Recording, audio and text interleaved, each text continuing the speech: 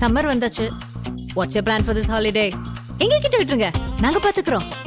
VGD Holidays. GT Holidays, South India's #1 travel brand. அடகில் இருக்கும் தங்க நகைகளை மீட்டு 10 நிமிடங்களில் பிரைம் கோல்ட் ஹப் மூலம் அதிக விலைக்கு விற்க 7997990028 தொடர்பு கொள்ளவும்.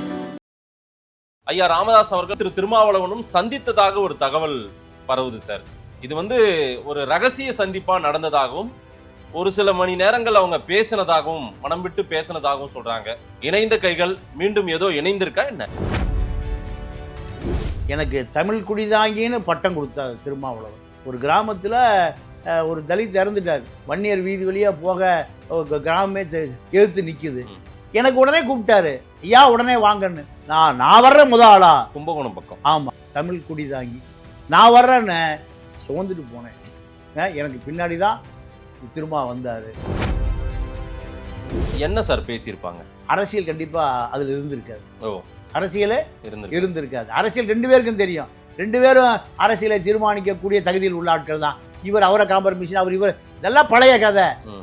அப்போ அவரை பொறுத்த வரைக்கும் என்ன சொல்லுவார், நீங்கள் அதுக்கு ஓய்வெடுங்க, நீங்கள் மருத்துவர், உடம்பை பார்த்துக்கங்க, நீங்கள் அதிகமான மன அழுத்தத்துக்கு ஆளாகாதீங்க, அவர் பார்த்துக்குவார். பாமகவுடைய ஒட்டுமொத்த இமேஜும் நீங்கள் அன்புமணி பக்கம் வந்து. அப்போது எடப்பாடியார் என்ன சொல்லிட்டாரு, உங்கள் அப்பாவோட அவர் சந்திக்கணும்னு கேட்குறாரு, உன் அப்பாவோட வாங்க. EPS அந்த அளவுக்கு ஸ்ட்ராங் பவர்ஃபுல் லீடரா மாறிட்டாரா சார்? ஆமாம், அவர் எப்பவுமே பவர்ஃபுல் லீடர் தானே. எப்போ பலவீனமான லீடராக இருந்தார்? ஓகே. ஏன் ஜெயலலிதாங்கிற சாட்டை வச்சிருக்காரு, எம்ஜிஆருங்கிற சாட்டை வச்சிருக்காரு. 2 சாட்டையும் இருக்கிற பொழுது அவருக்கு என்னங்க குறை? சாட்டை எப்போ எடுக்கணும்னு தான் பார்த்துட்டு இருக்காரு. 2026 வரும், 118 வரும். 2 அவருக்கு கனவு நம்பர்கள். 85 வன்னியர் சங்கம் நடத்தி எம்ஜிஆருக்கே டஃப் கொடுத்தேன். ஏன் நிலைமை இப்போ இப்படி ஆகி போச்சு? இந்த வருத்தம் தான் அவருக்கு. அப்போ தமிழ்நாட்டில் இருக்கிற ஒரே கட்சி திமுக, அதிமுக 2 கட்சி தான். இவர்களோடு பயணித்தால் மட்டும்தான் நம்ம எதிர்காலத்தில் அரசியல் பண்ண முடியும். இந்த ஒரு அனுதாபம் தானே ஒரு தலைவர், மூத்த தலைவர். கருணாநிதி இல்ல, கருணாநிதி இருந்த மூத்த தலைவர். கருணாநிதி நேர தைலாவரம் போயிருப்பார். அவரும் போயிருப்பார். ஆமா, தைலாவரம் போய் அப்ப அன்புமணி வர சொல்லுப்பா பாப்பா, இந்த தகுதி அவருக்கு இருக்கு. கலைஞர் பண்ணிருப்பார். நேர காலையில நேர அறிவாலயத்தில் சுற்றி வாக்கிங் போயிட்டு நேர காரை நேரம் எங்க விட்டுருப்பாரு, தைலாவரம் போயிருப்பார். 2 பேரும் ஆற தழுவி கட்டி பிடிச்சி பெரிய செய்தியாயிருக்கு. கலைஞர் ஆமா நேரம் போயிருப்பார். அப்போ பின்னாடியே நேர டிஆர் பாலு அன்புமணி கடைசிட்டே போயிருப்பார். அதன் தமிழர்களுக்கு வணக்கம்.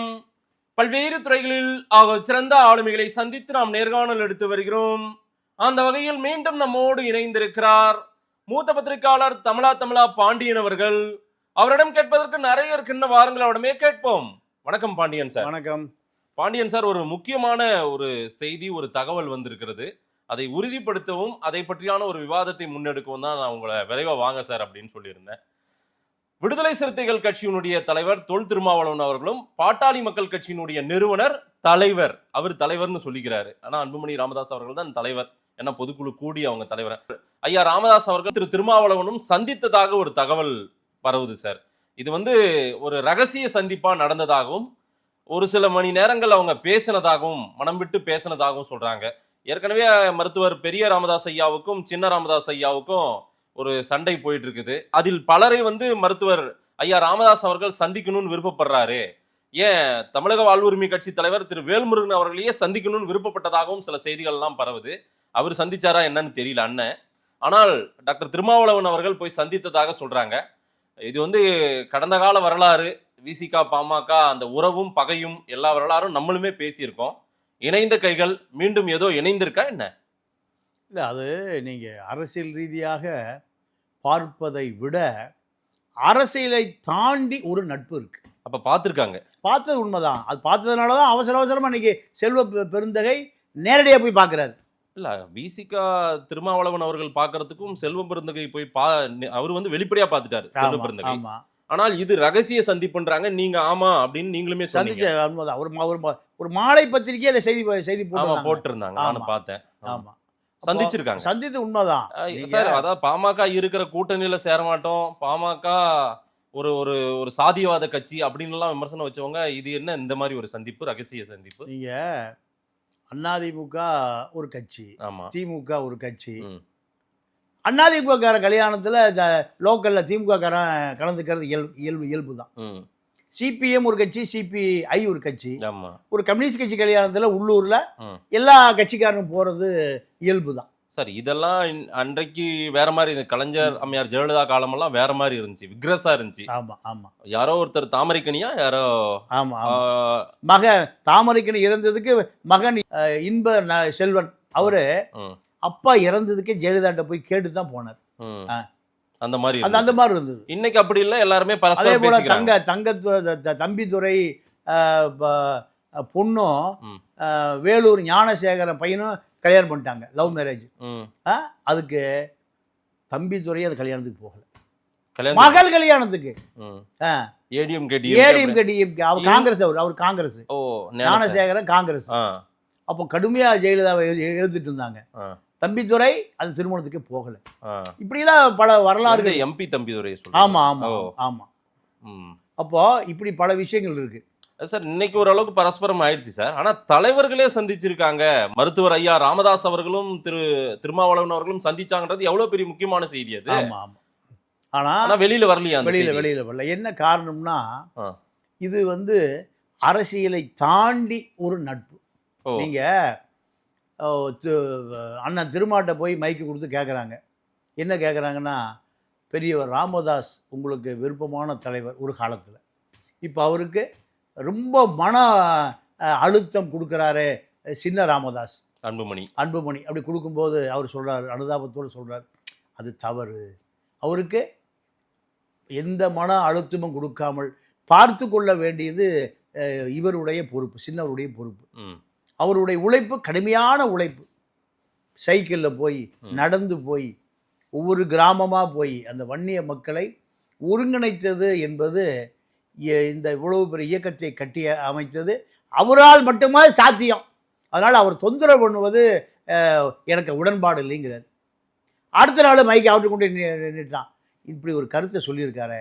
உங்களை மருத்துவர் ஐயா கிட்ட, உங்களை உங்கள் சின்ன ஐயா உங்களை ரொம்ப தொந்தரவு பண்ணுறாரு, அவருக்கு பெரியவருக்கு ரொம்ப மன அழுத்தம் கொடுக்குறாரு 87 வயசில். இது என்னால் எனக்கு ரொம்ப வருத்தமாக இருக்குது. அப்போ அவர் சொல்கிறார், ஆமாம் என் புள்ள. யார திருமாவளவனா? என் புள்ள.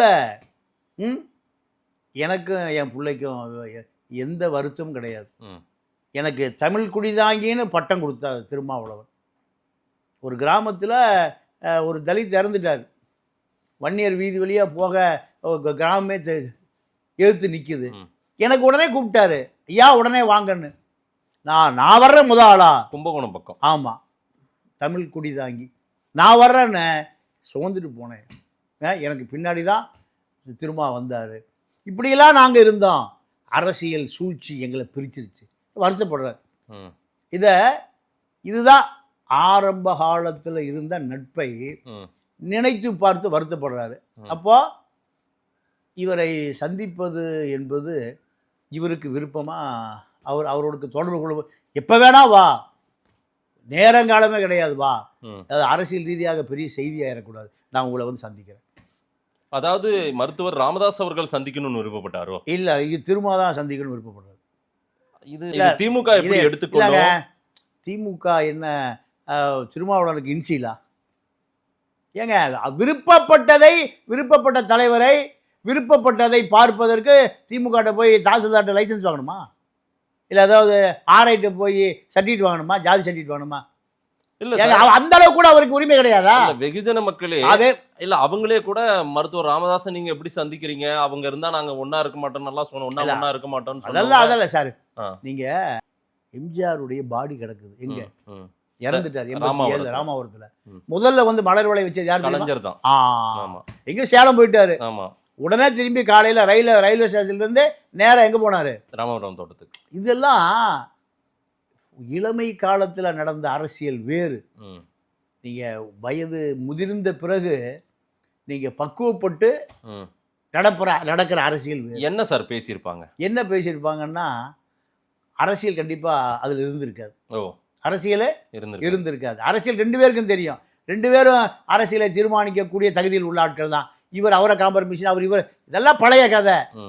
அப்போது அவரை பொறுத்த வரைக்கும் என்ன சொல்லுவார், நீங்கள் அது கொஞ்சம் ஓய்வெடுங்க, நீங்கள் மருத்துவர், உடம்பை பார்த்துக்குங்க, நீங்கள் அதிகமான மன அழுத்தத்துக்கு ஆளாகாதீங்க, அவர் பார்த்துக்குவார். யார்? அன்புமணி பார்த்துக்குவார். நீங்கள் ஓய்வெடுங்க. அவர் நீங்கள் தேர்தலுக்குள்ளே அவர் வந்து உங்களை பார்ப்பார். தேர்தலுக்குள்ளே அவர் உங்களை வந்து பார்ப்பார். அன்புமணியின் தூதுவரா அது சென்றாரா? அப்படி இல்லை. இதெல்லாம் பல கற்பனைகள் தட்டி விட வேண்டியதுதான். ஆமாம், அன்புமணி தூதுவர், ஸ்டாலினுடைய தூதுவர், உதயநிதி தூதுவர், அன்பில் மகேஷ் பொய்யாமொழி தூதுவர், அப்படிலாம் இல்லை. ஏங்க 2 பேருமே இன்னொரு விஷயம், நல்ல வேலை எனக்கு ஞாபகப்படுத்தினீங்க. 91 2 பேரும் நம்ம ஓவியா இருக்காங்கல்ல, ஓவியாவுடைய வீட்டில் தான் 2 பேரும் முதல்ல சந்திக்கிறாங்க. இந்த சந்திப்புக்கு ஏற்பாடு செய்தது ஓவியாவுடைய கணவர் வள்ளிநாயகம். மதுரையில் நீங்க ஏற்கனவே அது வீடு கட்டி கிரக பிரவேசம் அந்த வீட்டில் ஐயா தான் ரிப்பன் வெட்டி திறந்து வைக்கிறார். ஐயா அன்னைக்கு திருமாவை கூட்டிட்டு சொல்லியிருக்காரு. யாரு? டாக்டர். அன்னைக்கு விசிகாவின் தலைவர் எல்லாம் கிடையாது. 91ல் தலித் பேந்தர், அதாவது யாரு? மலைச்சாமி கட்சி, மலைச்சாமி இயக்கம் அது. அப்போ அந்த காலகட்டத்தில் 2 பேர், நான் எப்படியாவது நான் திருமாவை பார்க்கணும்னு கூப்பிட்டு சொல்றாரு மருத்துவர். ஆமா, வள்ளிநாயகம் என்கிட்ட சொன்னாரு. நீங்க அதை ஓவியாட்ட கூட செக் பண்ணிக்கலாம், சரியா? அப்போ 2 பேரும் சந்திக்கிற இடத்துல நானும் இருந்தேன். நான் 91ல் வள்ளிநாயகம் ஷெரீப் இருந்து நினைக்கிறேன், KM ஷெரீப், இப்படி நாங்கள் அந்த திராவிட கழக ஆட்கள் எல்லாம் 91 நான் அப்போதான் பிறந்தேன் சார். அதே ரெஜிஸ்டர் பண்ணி அப்போ 2 அப்போ இவர் ஒரு தலித் தலைவராக உருவாகிறாரு, இவர் ஒரு வன்னியர் மக்களுக்கான தலைவராக உருவாகிறார். நீங்கள் 87 எம்ஜிஆர் மரணத்திற்கு பிறகுதான் இந்த வன்னியர் சங்கம் ஒரு பெரிய எழுச்சியாக தமிழ்நாடு முழுக்க உருவாகுது. 92-3 வாக்கில் தான் வன்னியர் சங்கம் பாட்டாளி மக்கள் கட்சியாக மாறி அதிக வீரியமாக வருது. இந்த அதே காலகட்டத்தில் தான் தமிழ்நாட்டினுடைய வடபகுதிகளில் தலித் இளைஞர்களுக்கு மத்தியில் ஒரு பெரிய எழுச்சி வருது. அதே காலகட்டத்தில் தான் தேவேந்திர குல வேளாளர்கள் மத்தியில் ஒரு பெரிய புரட்சி வருது. ஜான் பாண்டியன், பசுபதி பாண்டியன், கிருஷ்ணசாமியெல்லாம் கடைசி ரயிலில் வந்தாள். கடைசி ரயில். ஆமாம் ஆமாம். ஏன்னா அந்த காலகட்டத்தில் நீங்கள் அதாவது 83ல் ஈழ போராட்டம் ஆரம்பம். அப்போ நாங்கள்லாம் புலிகள் பின்னாடி ஆயுதத்தோடு திரிகிற அந்த இளைஞர்களை நாங்கள் அதிசயமாக பார்த்த காலம். எப்போ பிஸ்டல் வச்சுருப்பான், இல்லை ஏகே பாடிஷன் வச்சுருப்பான். லைசன்ஸ் இல்லை. இப்போ தாசில்தார்கிட்ட போய் லைசன்ஸ் பிரபாரம் போய் வாங்கிட்டு வந்துருப்பார். ஏங்க நீங்கள் கண்டெய்னர் வந்து ஆயுதம் இறங்கிட்டு இருக்கு. LMG light machine gun, short machine gun, SMG, B7, 50 calibre, 90 calibre, இதெல்லாம் துப்பாக்கியுடைய பேர். நாங்களாம் தலைமாடு வச்சு படுத்து கிடப்போம். யார் சார் நீங்க? ஆமாம், புலிகளுடைய அலுவலகம் இருக்கும்ல, புலிகளுடைய அலுவலகத்தில் சமையல் சாமான மாதிரி இதெல்லாம் கிடக்கும். என்ன சார் துப்பாக்கி? ஆமாம் சார், நீங்கள் அதெல்லாம் ஒரு பொற்காலம். இந்திரா காந்தி வந்து பிரதமர், எம்ஜிஆர் இங்கே சிஎம், எம்ஜிஆர் இங்கே சிஎம். அந்த புலிகள் இயக்க இளைஞர்களை நீங்கள் துப்பாக்கியோட தான், அதாவது பேண்ட் போட்டிருப்பான், போட்டு 42 இன்ச்சு சட்டைனா 54 இன்ச்சு சட்டை போட்டிருப்பான். எவ்வளவு தொலைபுலான்னு சட்டை போட்டிருப்பான். இடுப்பில் என்ன சொல்லியிருப்பான்? பிஸ்டல். ஏன்னா இயக்கத்துக்குள்ளேயே சண்டை இருந்தது. Okay okay. இயக்கத்துக்குள்ளேயே LTT, பிளாட்டு, டெலோ, ஈரோஸ், EPR 5 இயக்கம் ஒரு 60 இயக்கம் இருந்தது. அப்போ ஒருவர் இங்கே சகோதர யுத்தம் இருந்தது. அந்த காலகட்டத்தில் எவனுமே வந்து பிஸ்டல் இல்லாமல் வெளியே போக மாட்டாங்க. அப்போ அந்த காலகட்டத்தில் புலிகள் தான் வந்து சொல்லுவான், தலித் இளைஞர்கள் மத்தியில் நீங்கள் ஒரு பெரிய புரட்சி வருவியாங்குவான். அதே போல் தெற்க தேவேந்திர குல வேளாளர் இளைஞர்கள் மத்தியில் இனியெல்லாம் அடங்கி இருக்க மாட்டாங்க, பெரிய எழுச்சி வருங்குவான். 90 ரஷ்யா உடையன்னு எனக்கு சொன்ன சேர்ந்த நம்புதர்னு ரஷ்யா KGBயில் இருந்தவங்க. இப்போ இந்த காலகட்டத்தில் தான் திருமாவளவனும் டாக்டர் ராமதாஸும் சேர்ந்து வளர்கிறார்கள். ஓகே. அவருக்கு நண்பர். நீங்கள் நானே நேரடியாக பார்த்தேன். நானும் வன்னியரசும் சவுத் ஆர்காட்டில் ஒரு தோழர்களை சந்திக்க போகிறோம். ஒரு தோப்புல 2 இளைஞர்கள். சவுத் ஆர்காட்னா எங்கள் ஊர் பக்கம் தான். உங்கள் ஊர் பக்கம்தான். தலித் இளைஞர்களும் வன்னி இளைஞர்களும் ஒன்றா உட்காந்து ஒன்று முன்ன கொஞ்சம் சாப்பிட்டுட்டு பேசிட்டு ஜாலியாக இருக்காங்க. அப்போது இந்த எழுச்சி புரட்சி எல்லாமே திருமாவளவனும் ராமதாசும் ஒன்றாக இருந்த காலத்தில் நடந்தது. அதிசயம். ஓகே. இன்றைக்கி அப்படி இருக்கணும் தான் நம்ம விரும்புகிறோம். குடிசைகள் கொளுத்தப்படக்கூடாது, ஒன்றா இருக்கணும் தான் நம்ம விரும்புகிறோம். ஆனால் இது திராவிட இயக்கத்தினுடைய சதி தான். இதை நான் அப்படி தான் சொல்ல முடியும். பாமக விசிக பிரிந்தது காரணமே திராவிட இயக்கம் தான். 2 பேரும் ஒன்றா இருந்தால் தமிழ்நாட்டினுடைய வடபகுதியில் திமுக அண்ணா திமுக அரசியல் பண்ண முடியாது. 2 பேரும் பிரித்தால்தான் யாரா ஒரு ஆள் ஒருத்தர் பின்னாடி இருந்தால் தான் அரசியல் பண்ண முடியும். 2 பேரும் ஒன்றா சேர்ந்துட்டாங்கன்னா நீங்கள் ராணிப்பேட்டை பை எலெக்ஷன் சார். நான் பாமக மாவட்ட செயலாளர். வருஷம் 93 செழிப்பெல்லாம் இருக்க செழிப்பெல்லாம் இருக்கோம். அதிமுக திமுக மோதல் நடக்குது. ஆட்சி அப்போ திமுக ஆட்சி இல்லை 96க்கு பிறகு தான் திமுக இல்லை 90 அப்போ 96 2001 திமுக ராணிப்பேட்டை எலெக்ஷன் ரைட்டு. அப்போ திமுக அதிமுக 2 பேரும் சண்டை போட்டுக்கிறாங்க. சண்டை போட்டால் திமுக ஆளுங்கட்சி அதிமுக அடிக்கிறான். அப்போ திமுக பாதுகாப்பா எங்கே வந்துமா ஒளிறான்? பாமக ஆபீஸில். எங்க பாமக ஆபீஸில் திமுக கார ஒளிந்ததே நான் கண்ணால பார்த்தேன். ராணிப்பேட்டையில் மன்சூர் அலிகா. அப்போ மன்சூர் அலிகா பாமக பிரச்சாரம். பாமக தனியாக நிற்குது, திமுக தனியாக நிற்குது, அதிமுக தனியாக நிற்குது. அப்போ அந்த அளவுக்கு அங்கே என்ன வருது? வீரியம் வருது. பாமக விசிக. திமுக காரங்க தப்பிக்கிறதுக்கு பாமக அலுவலகம். பாமக அலுவலகத்தை ஏதாவது தாக்குனான்னா ஆள் பாட்டி இருக்கிற வண்டியில் கொண்டு சேர்ந்துருவான். திமுக கொடிக்கம்பா அங்கே இருக்காது. பாமக அந்த மாதிரி பாமக அதாவது நீங்க அதே போல இவ்வளவு ஒரு ஃபோர்ஸா ஒரு சக்தியா இருந்தது. அப்போ சிறுத்தையும் கூட இருந்தது. பாமக விசிக 2 இளைஞர்களுமே திமுக அதிமுகவை விட வீரியமா இருந்தாங்க. ஓகே. அதே போல சவுத்துல சிறுலிபுத்தூர்ல ஒரு தேவேந்திர குல வேளாளர் எம்எல்ஏ ராஜன் வரும். பிடி ராஜன் ஏதோ ராஜன் வரும். பிடிஆர் ராஜன்ல எனக்கு சில பேர் மறந்து போச்சு. அவர் மேடையில் பேசிட்டு இருக்காரு. பேசி முடிந்த பிறகு அவர் தேவேந்திர குல வேளாளர் எம்எல்ஏ எனக்கு சரியாக ஞாபகம் இல்லை. எல்லாம் ஒரு 30-40 வருஷம் ஆகி போச்சு. அப்போ அந்த அவரை மேட்டு சாதி மேட்டுக்குடி அவரை தாக்குவதற்கு தயாராக இருக்காங்க. ஆள் பார்ட்டி அங்கே இருக்கக்கூடிய ஒட்டுமொத்த தேவேந்திர கூட இளைஞர்கள் பூரா அவருக்கு பாதுகாப்பு கொடுத்தான். இவங்க பூரா கலைஞ்சு போயிட்டாங்க. அங்கே தேவேந்திர குல வேளாளர் இளைஞர்கள் எழுச்சி, இந்த பக்கம் நார்த்தில் வன்னியர் சிறுத்தைகளுடைய எழுச்சி. இதுதான் இந்த சமூகம் அரசியல் மயப்படுத்தப்பட்ட திமுக அதிமுகவை தாண்டி நடந்த எழுச்சி புரட்சி. ரைட். இன்னைக்கு ஒரு நட்புணர்வோடு அதே போல கடந்த கால வரலாறை நினைவுகள் கூர்ந்து கூட பேசியிருப்பாங்க. இது ஏதேனும் நாளைக்கு ஒரு ஒற்றுமைப்படுத்துவதற்கான வாய்ப்புகளோ அதே போல ஒன்றாக இணைந்து பயணிப்பதற்கான வாய்ப்புகளோ ஏதேனும் இருக்குமா? இல்லை, எனக்கு தெரிந்து அந்த ஒற்றுமை அரசியல் இன்னும் தமிழ்நாட்டில் உருவாகலன்னு நினைக்கிறேன். அவரு திமுக தான், இவர்கள் அதிமுக தான், பாமக. அதான் ஏன்னா இது ஃபிக்ஸ் ஆகி போச்சு. எதுக்காக இதுல என்ன சார்? இதுல ஒரு அரசியல் நம்ம எடுத்துக்க முடியும். அரசியல் தலைவர்கள் 2 பேரும் சந்திச்சிருக்காங்க. ஏதேனும் ஒரு சின்ன அரசியலாவது இருக்கும். அட்லீஸ்ட் பிரச்சனையை தீர்த்து வைக்கிற அரசியலா கூட இருக்கலாம். இல்ல இதுல நான் அப்படிலாம் ஒரு மரியாதை நிமித்தமான சந்திப்பு தான், ஒரு ஆறுதல். வெளிப்படையாவே போய் பார்த்துட்டு வந்திருக்கலாம். வெளிப்படையாவே போய் பார்த்து. இல்ல வெளிப்படையா பார்த்தா அது பல அரசியல் சர்ச்சைகளை தோற்றுவிக்கும். ஓகே. பல அரசியல் சர்ச்சைகளை இன்டெலிஜென்ஸ் இங்க போனாரா அங்க போனாரா அது ஒரு இதா எப்படியா போயிடும், ஒரு கற்பனையாவே போயிடும். கற்பனையா உண்மையா இல்லையான போயிடும். ஆனால் நேரடியா போய் பார்த்தா அது ஒருவேளை கூட்டு மாறுகிறதோ, சிறுத்தை பாமக அணிக்கு போதோ, பாமக விசி அணி, இப்படியான பல விஷயங்களை ஒரு ஏசியங்களை உருவாக்கிறோம். இப்போ இது பார்த்தா பார்க்கலையோ தெரியலங்க, அப்படிலாம் எதுவும் இல்லை.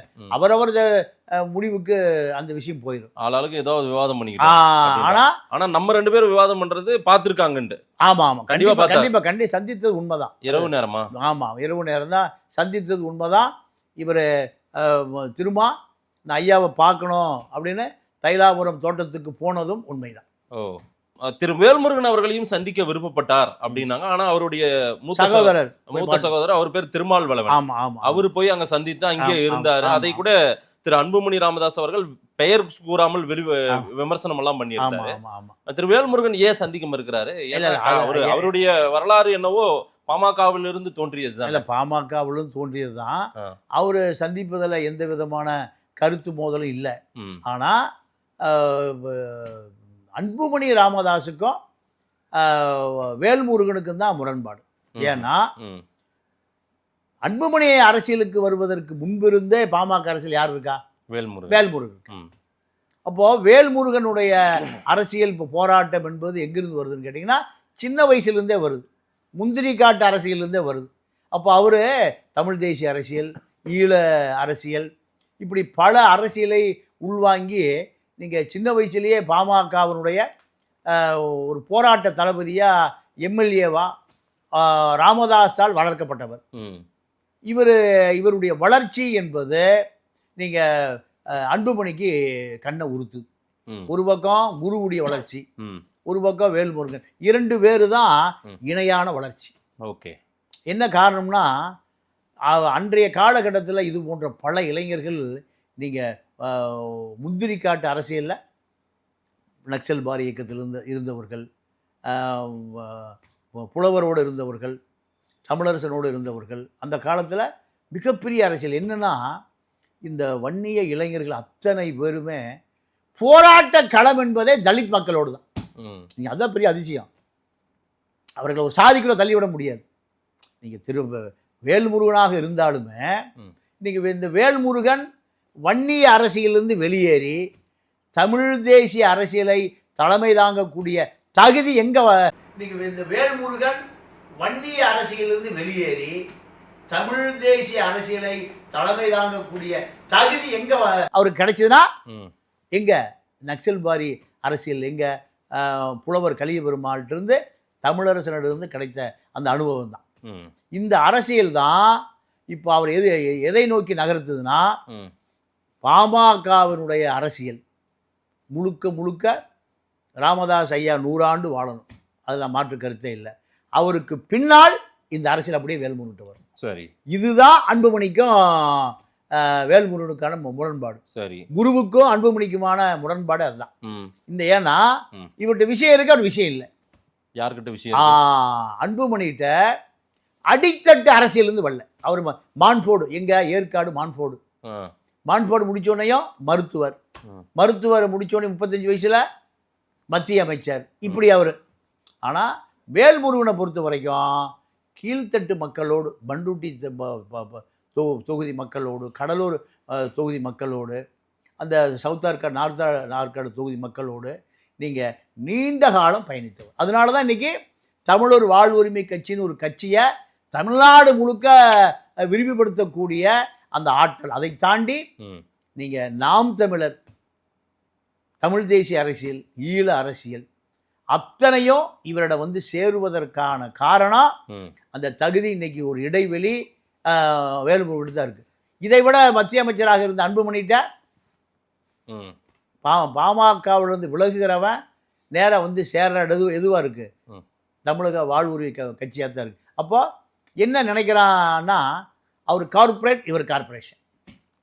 அவர் கார்பரேட், இவர் கார்பரேஷன். கார்பரேஷன்ல எல்லாரும் இருப்பாங்க. கார்பரேட்ல டாலர்களும் பவுண்ட்ஸுகளும் யூரோக்களும் தான் இருக்க முடியும். இதுதான் அவருக்குமான வித்தியாசம். ஐயா மருத்துவர் ராமதாஸ் அவர்கள் இப்போ எல்லாரையும் சந்திப்பதற்கான காரணம் என்ன? எல்லார்கிட்டையும் விரக்தியை வெளிப்படுத்துகிறார், ஆதங்கத்தை வெளிப்படுத்துகிறார். இந்த தகவல்கள்லாம் போய் சேர வேண்டிய இடத்துக்குன்னு நினைக்கிறாரா, அல்லது எல்லாரையும் விரும்பி சந்திக்க வேண்டிய தேவையும் ஏன் ஏற்படுது மருத்துவர் ராமதாஸ்? அதாவது அவரா விரும்பி எல்லாம் கூப்பிடுறது இல்லை. ஓகே, இவர்கள் போய் அவங்களை பார்க்குறாங்க. ஐயா இந்த வயசுல நம்மளோடு கடந்த காலத்துல வீரியமாக பயணித்த ஒருவருக்கு சொந்த மகனாலேயே இப்ப அவருக்கு ஒரு பெரிய இடர்பாடு வந்திருக்கு. அரசியல் அதிகாரத்தை உருவாக்கியவருக்கே அந்த அதிகாரம் ஒரு பெரிய இடையூறா இருக்கு. ஆறுதல் சொல்லுவோமே, ஆறுதல் சொல்ற அளவுக்கான பிரச்சனையா இது வந்து. ஆமாமா, ஏன்னா அவரு ஒவ்வொரு நாளும் மீடியாவிட்ட அவர் சொல்லுகிற பொழுது எங்கேயோ இருந்து அவருக்கு இடையூறு வரல. எங்க இருந்து வந்திருக்கு? மகனால் மட்டுமே வந்திருக்கு. அப்போ இத குடும்பம்தான் தீர்த்து வைக்க முடியுமே தவிர மற்ற நீண்ட கால நண்பர்கள், பழைய சிநேகிதர்கள், அவர்களை போய் ஆறுதல் தான் சொல்ல முடியுமே தவிர அழுத்தம் கொடுக்க முடியாது. இது அவருக்கு ஒரு ஆறுதலா இருக்கும். இல்லை சார், இது இவ்வளோ வீரியமா போயிருக்குது. தன்னுடைய குடும்ப விழா சமீபத்தில் ஒரு மணி விழா நடந்ததா, அவருடைய திருமண மணி விழா நடந்திருக்கு. அதற்கு கூட திரு அன்புமணி ராமதாஸ் போக காரணம். ஆமாம், இதுக்கு எல்லாம் கூடிய விரைவில் ஒரு பெரிய முடிவு வரும். நீங்க இப்போ நம்ம ஒரு எடப்பாடியார் இருக்காரு, எடப்பாடியார் இதுல ஒரு பெரிய கிளைமேக்ஸ் இதுலையா? ஆமா, என்ன கிளைமேக்ஸ்னா இந்த பாமக அரசியல்ல எடப்பாடியும் அன்புமணியும் சந்தித்தார். இந்த கிளைமேக்ஸ் வந்ததுன்னா அன்புமணிக்கு ஒரு பெரிய முக்கியத்துவம் வந்து, அன்புமணியும் அமித்ஷாவும் சந்தித்தார்கள் அடுத்து வந்ததுன்னா ஒட்டுமொத்த இமேஜ் எங்க திரும்பிடும்? எங்க? பாமகவுடைய ஒட்டுமொத்த இமேஜும் நீங்க அன்புமணி பக்கம் வந்துடும். அப்போ எடப்பாடியார் என்ன சொல்லிட்டாரு? உங்க அப்பாவோட அவர் சந்திக்கணும்னு கேட்குறாரு. உன் அப்பாவோட வாங்க, உங்கள் தந்தையோடு வாருங்கள். யார்? இபிஎஸ் சொல்றாரு. ஆமா, அதோட கிளைமேக்ஸ் முடிஞ்சு போச்சு. நேரா கேபி முனுசாமிட்டு போறாரு. எங்க அவர் பார்க்கணுங்கிற நான் தான் தலைவர், பொதுச் செயலாளர் வடிவேல் ராவணன் என்கிட்ட இருக்காரு, திலகபாமா என்கிட்ட இருக்கு, மாவட்ட செயலாளர் கூட என்கிட்ட இருக்காங்க, 4 எம்எல்ஏக்கள் இருக்காங்க. ஜிகே மணி மட்டும் அவர் கூட இருக்காரு. ஜிகே மணி அருள் இருக்காரு. 2 பேர் ஆஸ்பத்திரியிலும் இருப்பாங்க. இல்லைங்க, நடந்தது அடிக்கடி உடம்பு சரியில்லை கூட ஆஸ்பத்திரிக்கும் போயிடுவாங்க. ஐயாட்டி இருப்பாங்க, ஆஸ்பத்திரிக்கும் போவாங்க. அப்போ இத்தனை பேர் இருக்காங்க. ஏன் அவரை பார்க்க மாட்டேங்கிறாரு? யாரு? இபிஎஸ். ஏன் பார்க்க மாட்டேங்கிறாருன்னா அதுக்கு கேபி முனுசாமி சொன்னாராம், அவரு உன்னை பார்க்கணும் நான் அழுத்தம் கொடுத்தேன்னா என்னையே பார்க்க மாட்டாரு. யார் சொன்னது? கேபி முனுசாமி அன்புமணிட்டு சொன்னது இல்ல. நான் அந்த அளவுக்கு ஸ்ட்ராங் பவர்ஃபுல் லீடரா மாறிட்டாரா சார்? ஆமா, அவர் எப்பவுமே பவர்ஃபுல் லீடர் தானே. எப்ப பலவீனமான லீடரா இருந்தாரு? ஓகே. ஏன் ஜெயலலிதாங்கிற சாட்டை வச்சிருக்காரு, எம்ஜிஆருங்கிற சாட்டை வச்சிருக்காரு. 2 சாட்டையும் இருக்கிற பொழுது அவருக்கு என்னங்க குறை? சாட்டை எப்ப எடுக்கணும்னு தான் பார்த்துட்டு இருக்காரு. 2026 வரும், 118 வரும். 2 அவருக்கு கனவு நம்பர்கள். எது? 118, 2026 ரெண்டும் கனவு நம்பர். 18 மட்டும் வரட்டும். எத்தனை? 118 மட்டும் வரட்டும். 2026 வரட்டும். நிலைமை சாட்டை எப்படி சூழுதுன்னு பாருங்க. எம்ஜிஆர் படம் பார்த்துருக்கீங்களா? எம்ஜிஆர் படம் பார்த்துருக்கீங்களா? 2 டபுள் ஆகிட்டு அவர் நம்பியாருக்கு அந்த சாட்டையில பதில் சொல்வார் பாத்தீங்களா? நான் ஆணையிட்டால் சல்லீர்னு விழுகும். அதே போல எடப்பாடி என்கின்ற நபர் ஜெயலலிதாவுடைய சாட்டை அமைதியா பொறுமையா போயிட்டு இருக்காரு. நீங்க ராவோட ராவா ராஜ்நாத் சிங்கை போய் சந்திக்கிறார் வேலுமணி. என்னுடைய பட்டியல்ல பாதி பேரை காணோம், என்னுடைய பட்டியல்ல பாதி பேரை காணோம், மீதி பேர் தான் இருக்கான் அப்படின்னு ராஜாஜி சொன்னாரா? என்னையே பட்டியலும் நீக்கிடுவார் எடப்பாடி. அமித்ஷாவும் அவரும் ஒன்று பேசிட்டு இருக்காங்க. ராஜ்நாத் சிங் என்னையே நீக்கிடுவார் அவரு. அமித்ஷா 3 நாள் உள்துறைக்கு பூட்டு போட்டு போய் அங்க உட்கார்ந்துருக்காரு. அவர் பார்க்க முடியாது, எம்ஜிஆர் படம் பார்த்துட்டு இருக்காரு. எல்லாம் உள்துறையில் எங்களுக்கு வருதியா, நீ அங்க போ எடப்பாடி போய் சேர்ந்துக்க, இல்லைன்னா பிஜேபி சேர்ந்துக்கிங்க, வேட்டியை மாத்து. யாரு? ராஜா சிங். நான் இப்பெல்லாம் இதுக்குள்ள தலையிட முடியாது. நான் இப்போ தலையிட முடியாது. எல்லாம் மூளை யாருன்னா ஆட்டுக்குட்டி மூளையை நம்பி கெட்டு போயிடாத. ஆட்டுக்குட்டிக்கு ஒன்றுமே தெரியாது. ஆட்டுக்குட்டி சோர்ஸில் தான் அங்கே போனது. ராத்திரியில் போயிட்டு ராத்திரிலேயே பிளைட்டை பிடிச்சி ஒன்றும் தெரியாது போல மாதிரி இறங்கிட்டார். இபிஎஸ் அன்புமணி சந்திக்கணுன்றாரு. கேபி முனுசாமி இல்லை அப்பாவோட வர சொல்றாரு அவரு அப்படின்ட்டாரு. ஆமா, என்ன வன்னியர் லாபி வச்சு மிரட்டினாலும் எடப்பாடி லாபி இன்டர்நேஷனல் லாபி. அது இன்டர்நேஷனல் லாபி அவரு, இன்டர்நேஷனல் தலைவர். ஆமா ஆமா ஆமா. ஏன்னா அமித்ஷாவே 3 நாள் உள்துறைக்கு பூட்டு வந்து உட்கார்ந்துருக்காருன்னா எங்கே போகிறது? அது எங்கே எப்போயா பார்ப்பாரு? அண்ணாமலை பிரச்சனை முடிச்சுட்டு வர சொல்கிறாரு. மத்திய உளவுத்துறை என்னையா வேட்டி கட்டிட்டார லுங்கிலே உட்காந்துருக்காருங்க. எம்ஜிஆர் கூட பார்த்துட்டு இருக்காரு. ஐயா நான் இங்கே ஒவ்வொரு தெருவா அலைகிறேன். குருமூர்த்தி வீட்டுக்கு போகிறேன், தமிழிசை வீட்டுக்கு போகிறேன், வேற எங்கே போகிறதுன்னு தெரியல. முட்டுச்சந்தா இருக்கு. என்ன பார்க்க மாட்டேங்கிறாரியா? என்ன எப்போ தான் பார்ப்பாராம்? இந்த அண்ணாமலை பிரச்சனை முடிங்க. அண்ணாமலை பிரச்சனை முடிக்கிறோமா? அப்பா நயினாரே போய் விருப்பமனு கூட ஒரு ஆள் விருப்பமனு கொடுக்க போகிறான், தூக்கி வெளியே தான். அண்ணாமலைக்கு எதிராக ஒரு மனுவும் கிடையாது. இப்படி காரியம் சாதித்தவர் யாரு? எடப்பாடியார். அதனால அதிமுகவை பொறுத்தவரை அதனுடைய 20% 1 கோடி தொண்டனுடைய அந்த உறுதி இருக்குல்ல, அதை யாராலும் சிதைக்க முடியாது. இதுதான் அதிமுகவினுடைய கோட்டை. இப்போ சார் அமித்ஷாவை சந்திக்கணும், பிஜேபி கூட்டணிக்கு போகணுன்றது அன்புமணி ராமதாஸ் விருப்பம். மருத்துவர் ஐயாவுக்கு வந்து ஏடிஎம்கேவோட போகணுன்னு தான் விருப்பம். கரெக்டுங்களா? இப்போ அன்புமணியே பார்க்க வராருன்ற போது இதை காம்ப்ரமைஸ் பண்ணிடலாமே, சீக்கிரம் முடிச்சு வைக்கலாமே. இபிஎஸ்ஏ கூட இதை நடுவராக இருந்து முடிச்சு வைக்கலாம்ல. இல்லை, எப்படி இதை முடிச்சு வைக்க முடியாதுன்னா, ராமதாஸ் என்ன பண்ணுறாருன்னா எடப்பாடியோட சேரணும்னு முடிவு பண்ணி முடிவு பண்ணியாச்சு.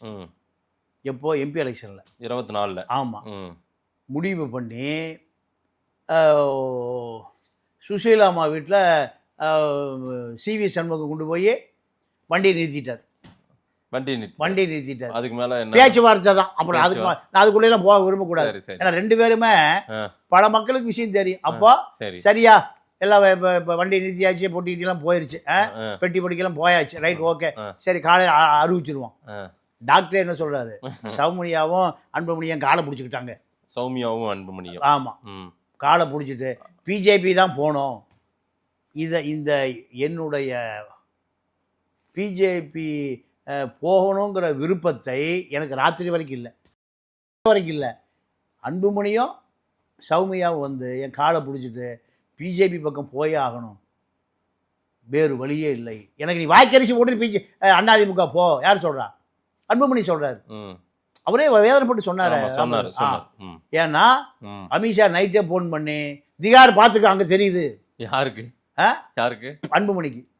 ஏன் திகாரை பார்க்க? திகார் 2 மெடிக்கல் காலேஜ் வழக்கு தொங்கிட்டு இருக்கு. ஆமாம், லைசன்ஸ் கொடுத்து. இதை பார்த்துக்க அப்படி இரவு சொன்ன பிறகு காலையில் பிஜேபி கூட்டணி. இது நான் விருப்பமே இல்லைப்பா. காலையில் எல்லாம் டிஃபன் சாப்பிட தைலாபுரம் போயிட்டாங்க.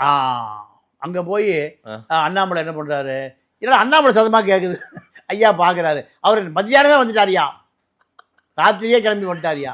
அடா பாவிகளா, இது என்னடா சங்கி கூட்டமாக இருக்குது. ஏன்னா நான் சங்கியே பிடிக்காத ஆள், என்ன இப்போ சங்கி கூட்டத்தை சேர்த்துட்டீங்களே. இப்படி இதை அவர் இயற்கையாகவே ரசிக்கலை. ஏன்னா அதிமுக கூட்டணியோடு அவர் இருந்திருந்தார்னா பாமகவுக்கு எப்படியோ 2-3 எம்பி கிடைச்சிருக்குன்னு அவர் கருதுகிறார். அந்த 2-3 எம்பி கட்சியினுடைய அங்கீகாரம், இதை நேற்று வந்து சீமா அங்கீகாரம், இந்த பக்கம் திரும்ப அங்கீகாரம். 85 வன்னியர் சங்கம் நடத்தி எம்ஜிஆருக்கே டஃப் கொடுத்தேன். ஏன் நிலைமை இப்போ இப்படி ஆகி போச்சு? அங்கீகாரம் இந்த வருத்தம் தான் அவருக்கு. அப்போ தமிழ்நாட்டில் இருக்கிற ஒரே கட்சி திமுக, அதிமுக 2 கட்சி தான். இவர்களோடு பயணித்தால் மட்டும்தான் நம்ம எதிர்காலத்தில் அரசியல் பண்ண முடியும். டெல்லியில் இருக்க பிஜேபியோடு பயணித்தால் தமிழ்நாட்டில் எதிர்காலமே இல்லாமல் போகும். இந்த அரசியலை அவர் 87 வயசில் தெளிவாக புள்ளிவரத்தோடு வச்சுருக்கார். இப்போ அமித்ஷாவா எடப்பாடியானா? அவர் யார் பக்கம் போவார்? எடப்பாடி தான். இதைத்தான் எடப்பாடி விரும்புறாரு. பெரியவர் நம்ம மேல ஒரு சாஃப்ட் கார்னரா இருக்காரு. அவர் இல்லாம பேசக்கூடாது. வந்தா உங்க அப்பாவோட கூட்டிட்டு வா, அதுவரை நான் உங்களை அங்கீகரிக்க மாட்டேன். இன்னைக்கு செல்வ பெருந்தகை எதுக்கு சார் போய் பார்த்துருக்கு? அதாவது செல்வ பெருந்தகை ஏன் போனாருன்னா, நீங்க வேல்முருகன் அண்ணன் போனாரு. வேல்முருகனுடைய அண்ணன் போனாரு. அவர் ஆக்டிவ் பாலிடிக்ஸ்ல இல்லதானே? இல்ல, வேல்முருகனுக்கு பதிலா ஒரு கல்யாணம் நடக்குது சார், குடும்பத்துக்கு ஒரு ஆள் தானே போவான். வீட்டுல ஒருத்தர் போய் தலையை காட்டுவாங்க. அதேதான் எங்க அண்ணன் என் தம்பி அனுப்பிச்சாரு. ரொம்ப வருத்தப்படுறாருங்க, நீங்க ரொம்ப 100 ஆண்டு இருக்கணும், உடம்ப பாத்துக்குங்க, ரொம்ப ப்ரெஷர் ஆகாம பாத்துக்குங்க, ரெஸ்ட் எடுங்க அண்ணா சொல்லிட்டு சொன்னார். இந்த ஒரு அனுதாபம் தானே ஒரு தலைவர், மூத்த தலைவர். கருணாநிதி இல்ல, கருணாநிதி இருந்த மூத்த தலைவர். கருணாநிதி நேர தைலாவரம் போயிருப்பார். அவரும் போயிருப்பார். ஆமா, தைலாவரம் போய் அப்ப அன்புமணி வர சொல்லுப்பா பாப்பா, இந்த தகுதி அவருக்கு இருக்கு. கலைஞர் பண்ணிருப்பார். நேர காலையில நேரம் அறிவாளத்தில் சுற்றி வாக்கிங் போயிட்டு நேர நேரம் எங்க விட்டுருப்பாரு, தைலாவரம் போயிருப்பார். 2 பேரும் ஆற தழுவி கட்டி பிடிச்சி பெரிய செய்தியா இருக்கும். கலைஞர் ஆமா நேரம் போயிருப்பார். அப்போ பின்னாடியே நேர டிஆர் பாலு அன்புமணி கடைச்சிட்டே போயிருப்பார். ஏரியா தலைவர் போயிட்டு இருக்காரு, நீ பின்னாடியே வா, இல்லை நான் குளிச்சுட்டு அப்புறம் குளிச்சுக்கலாம், ஏரியா சேவைக்கு அப்புறம் பண்ணிக்கலாம், இப்படி போயிருப்பாங்க. ஆனா அந்த அந்த மூத்த தலைவர்கள் இன்னைக்கு இல்லை. நீங்க தமிழ்நாடு அரசியல் என்பது ஒரு பன்மையான பன்முக தன்மை கொண்டது. நீங்க ராஜாஜி இறந்துட்டாரு, பெரியார் தேம்பி அழுதார். எங்க போய் தேம்பி அழுகிறாரு? அதான் வரலாறு. நீங்க இன்னொரு விஷயம், இதுல போறாரு, சேர்ல போறாரு, எது வீல் சேர்ல கீழே அணிஞ்ச உட்கார விடாட்டார். தெரியுமா உங்களுக்கு? ஏன்னு கேட்காங்க, கவர்னர்லாம் வந்திருக்கான், கவர்னர் வரும்போது நான் இதில் உட்கார்ந்துருக்கேன். பெரியார் எவ்வளவு பெரிய மனிதாபிமாடுங்க, எவ்வளவு இதயத்தில் ஈரமுள்ள தலைவர் தரையில் உட்கார்ந்துருக்காரு, மண்ணில் உட்கார்ந்து அழுகிறாருங்க. இத்தனைக்கு ராஜாஜியும் பெரியாரும் இரண்டு துருவங்கள். இது ஆரியா, இது திராவிடம். மன்னனை வாங்கி வச்சுக்கிட்டா நான் சொல்லும்போது கொளுத்தி விடுறானாரு. எதை? அக்ரஹாரத்தை. நான் சொல்லுகிற பொழுதே அக்ரஹாரத்தை கொளுத்தி விடு, மன்னனையோட இருறான்னாரு கருப்பு சட்டைக்காரன். அவன் 5 கிலோ மன்னனை வாங்கிட்டு அலைஞ்சான். டேய் நெருப்பட்டி வாங்கிறாதுன்னாரு. இப்படி தலைவர்லாம் இருந்திருக்கான் சார். அப்போ எம்ஜிஆர் பழக்கடை பாண்டியை பார்த்துட்டு வராரு. ஒரு ஆள் சொல்றான், கக்கர் கிழிஞ்ச பயில படுத்து கிடக்கிறாரு. காங்கிரஸ் கமிட்டியினுடைய தலைவர், முன்னாள் அமைச்சர், போலீஸ் மந்திரி கிழிஞ்ச பயில படுத்து கிடக்கிறாரு. சாப்பாடு வாங்குறதுக்கு ஈயத்தட்டு வச்சிருக்காரு. ஓடி போய் பதறி போய் பார்க்கறாரு எம்ஜிஆர். இதுதாங்க மனிதாபிமானம். அப்போ இன்னைக்கு இந்த பிரச்சனையை அப்படி டீல் பண்றதுக்கு ஒரு ஆள் இல்ல. அதுதான் வேதனை. குருமூர்த்தி தான் போறாரு. குருமூர்த்தி போனாருன்னா அது அரசியலாக்க. குருமூர்த்தி ஒட்டுமொத்த தமிழகத்தினுடைய மனசாட்சி அல்ல, தமிழகத்தினுடைய மனசாட்சி அல்ல. ஏற்கனவே ஓபிஎஸ் பார்த்தாரு. ஆமா, அவர் கதையே முடிஞ்சது. அதோட ஓபிஎஸ் என்ன ஆனாருன்னு தெரியல. இப்படிதான் இருக்கு. அப்போ வேல்முருகன் சார்பில் அவங்க அண்ணன் போய் பார்த்துட்டு ஆறுதல் சொல்லிட்டு வந்தாரு. சரி. அடுத்து திருமா போய் பாட்டு வந்தார். அடுத்து செல்வ பெருந்தகை போய் ஐயா உடம்பு பார்த்துக்கு நல்லா இருக்கீங்களா டெல்லியிலேருந்து சொன்னாங்க. ஒரு சோனியா கூட சொல்லியிருக்கலாம், சோனியா ராகுல் கூட இதை சொல்லியிருக்கலாம். ஏன் திமுக தலைவரோ திமுகவை சார்ந்தவர்களோ கூட யாருமே இன்னும் போய் இல்லை, அது போயிருக்கணும். அதுதான் முறை. அதுதான் அதான் முதல்ல சொல்லிட்டேன். நீங்கள் இப்போ கலைஞர் இருந்திருந்தாருன்னா காலையில் 6 மணிக்கு நேரம் தூங்கி எழுந்திரிச்சு நேராக காரை எங்கே விட்டுருப்பாரு? தைலாவரம் பாதி தூரம் போன பிறகு தான் மீடியாவுக்கு தெரிஞ்சிருக்கு. இதுதான் அரசியல். அப்போ அவரை பொறுத்த வரைக்கும் இப்போ ஐயாவை ஒரு அனுதாபத்தோடு மக்கள் பார்க்கிறார்கள். ஏன்னா சொத்து சண்டை, பங்காளி சண்டை, குடும்ப சண்டை இதெல்லாம் வரும், ஒரு வாரத்தில் சரியாயிரும். ஆனால் ஏன் கருணாநிதி வீட்டில் சண்டை இல்லையா? அழகிரியா ஸ்டாலின் சண்டை இல்லையா? கலாநிதி மாறனா கருணாநிதி குடும்பம் சண்டை இல்லையா? கலாநிதி தயாநிதி சண்டை அது இருக்கு. கருணாநிதியை நோக்கிய சண்டை வந்து பல பிரச்சனை வந்திருக்கு. ஆனால் அதெல்லாம் ஒரு வாரத்துல சுமூகமாக. ஆனா இது அவ்வளவுதான், இது இனி ஒட்டாதுன்றீங்களா? இல்ல, ஒட்டாம எங்க போகுது? தேர்தல் வருகிற பொழுது நீங்க 2 பேரும் ஒன்றாக கண்டிப்பாக எடப்பாடியை சந்தித்து ஆக வேண்டும். ஏன்னா அவர் கிளம்பி போனார்னா இவர் பின்னாடியே வந்துடுவார். யாரு? டாக்டரை சந்திக்க எடப்பாடி அனுமதி கோரினா, இல்லைன்னா இவர் தைலாவரத்துக்கு போனா யாரு? எடப்பாடி. அன்புமணி அடுத்த நிமிஷம் அங்கே இருப்பார். அந்த ஒரு நிகழ்வு நடக்கு. ஏன்னா தேர்தல் பங்கீடு, தேர்தல் கூட்டணி என்பது அதிமுக பிஜேபியோடு தான், அதுல மாற்றமே கிடையாது. சரி, அந்த கூட்டணியோடு தான், இந்த கூட்டணியோட தான். ரொம்ப முக்கியமானது நீரடித்து நீர் விலகாது, அண்ணன் தம்பிகள் ஒரு தாய் மக்கள் அப்படின்னு எல்லாம் சொன்னாங்க. அவங்க 2 பேர் சந்திப்பு தான் ரொம்ப முக்கியம். அது அரசியல்ல மீண்டும் அந்த பழைய வரலாறு திரும்புமா சார்? இல்ல, அதாவது தமிழ்நாட்டை பொறுத்தவரை நீங்க ஒரு மனிதாபிமான மக்கள் உள்ள நாடு. ஒரு திருடனை கோவத்தில் அடிப்பான், அவன் வாயை திறந்துட்டான்னா டே பாவண்டா விட்டுறா அடிக்காதா, அடிக்கிற போது தடுப்பான். ஆமாம், அவன் கொடூர குற்றம் பண்ணியிருப்பான். நீங்கள் ஏதோ அறந்தாங்கி பஸ் ஸ்டாண்டில் ஒரு வீடியோ காட்சி பார்த்தேன். ஒரு பெண் குழந்தைய ஒருத்தர் கடத்துறான், பெண் குழந்தைய ஏதோ சாக்லேட் கொடுத்து கடத்துறான். அவன் கடத்த போகிறான்னு தெரிஞ்ச பிறகு இப்போ பஸ்ஸில் வர்றவன் போகிறான்னு அடிக்கிறான். அடித்து அவனுக்கு மயக்க நிலைமையில் வந்து அவன் மேலே பார்த்து கொட்டாய் விடுறான். டேய் அடிக்காத பாவண்டா. இதே மக்கள் தான். இதே கேரளா வந்து என்ன பண்ணுவான், கதையை முடிச்சிடுவான். சிலோன்காரன் ஒன்றுலாம் பண்ணிடுவான். பஞ்சாப்காரன் உடம்புல உடல் பாகமே இருக்காது. ஒரு பெண் பிள்ளைய ஒரு கஞ்சா வித்தவனை போட்டு நடு ரோட்டில் அடித்தான். எங்கே நான் ஒரு வீடியோ பார்த்தேன் பஞ்சாபில். ஆனால் இவனை பொறுத்த வரைக்கும் விட்டுடுறா பாவம். இப்போ அதே மனநிலை தான். அதனால் தமிழ்நாட்டை பொறுத்த வரைக்கும் இப்போ அவர் மீது அப்பா மகன் சண்டையில் ஒரு மூத்த தலைவர் அனுதாபப்படுறான். ஜெயலலிதா மீது கடும் கோபம் இருந்தது மக்களுக்கு. ஆனால் ஜெயலலிதா மருத்துவமனையில் படுத்திருக்கும் போது பாவண்டா ஒரு நாங்கள் ஆளக்கூடாதுன்னு தான் நினைச்சோம், வாழக்கூடாதுன்னு நினைக்கிறீங்க எல்லாமே சொன்னான் திமுக காரங்க அப்படி சொன்னாங்க. அப்போ இந்த மண் வந்து பௌத்தத்தை உள்வாங்கிய மண். பௌத்தம் 4000 ஆண்டுகளுக்கு முன்பு இந்த மண்ணில் தோன்றிய தத்துவம் தான் பௌத்தம். என்ன, அன்பா இரு, அமைதியா இரு. இப்படி உலகத்துக்கே பௌத்தத்தை விதைத்த மண் இது. காந்தியை வேட்டி கோட்டெல்லாம் கழட்டியா, இங்கே பூரா எல்லாம் வேட்டி கட்டிட்டு இருக்கோம், நீ மட்டும் கோட்டு சூட்டு டை கழட்டியா. இந்த மண்ணில் தான், மதுரையில் தான் நடந்தது இந்த அதிசயம் பூரா. இப்படி இந்த மண் இந்த மக்களை அப்பாவியாக ஏமாந்துடும். இந்த இங்கே ஒரு 5000 கோடி ரூபா வேணும், என்னடா பண்ணலான்னு போய் ஒரு ஆஃபீஸ் ஓப்பன் பண்ணி 1 லட்ச ரூபா கட்டிங்கன்னா 10 ரூபா வட்டி தரமையானா கியூவில் நின்று அப்படியே கொண்டு மொத்த காசையும் கொடுத்துருப்பேன். ஆமாம் சார். ஏன் கொடுத்துருவாயா, நல்ல ஆளியா. நீங்கள் இப்படி ஒரு வாரம் 10 நாள் கழிச்சு போலீஸ் போய் டேய் போலீஸ்லாம் பிடிக்காம நல்ல ஆளியா கொடுக்குறக்குள்ளே ஏன் தொந்தரவு. இவனை ஈஸியாக ஏமாற்றிடலாம். இவனை ஈஸியாக இப்படி ஆருத்ரா கோல்டு ஃபைனான்ஸு 98,000 பேர்கிட்ட 5000 கோடி அடிச்சுட்டு போயிட்டான். இந்த மாதிரி எனக்கு தெரிஞ்சு ஒரு 200 ஆருத்ரா கோல்டு அடிச்சுட்டு போயிட்டான். முதல்ல எனக்கு தெரிஞ்சு 80களில் 7 ஸ்டார் திருப்பூர் தான் முதல்ல ஆரம்பிச்சு. 7 ஸ்டார் எந்த பொருளுக்கு 1/3 பணம் கட்டினீங்கன்னா ஒரு 10,000 ரூபா பொருளுக்கு 3000 கட்டிங்கன்னா 100 நாள் கழிச்சு 10,000 பொருளை கொடுத்துருவான். அரசு அதிகாரி ஆளுங்கட்சி எல்லாம் கூட கூடி சேர்ந்துக்கிட்டேன். ஜெகதீசன் தஞ்சாவூருக்காரன். அப்போ நான் தான் திராவிட கழகத்துக்கு போஸ்ட் அடிச்சு ஓட்டணும். திராவிடத்தை ஏமாற்றும் தேசியமே அவன் பூரா காங்கிரஸ்காரன். யாரு இந்த ஊட்டல் பேர் வழி பூரா. அப்போ இப்படி இந்த மக்கள் ஒரு 3 மாசத்துக்கு கொடுக்கறது அப்புறம் பேக் பண்ணிட்டு கிளம்பி அவ்வளோ மொத்தமாக அண்டாவில் தான் பணம் வாங்குவான்.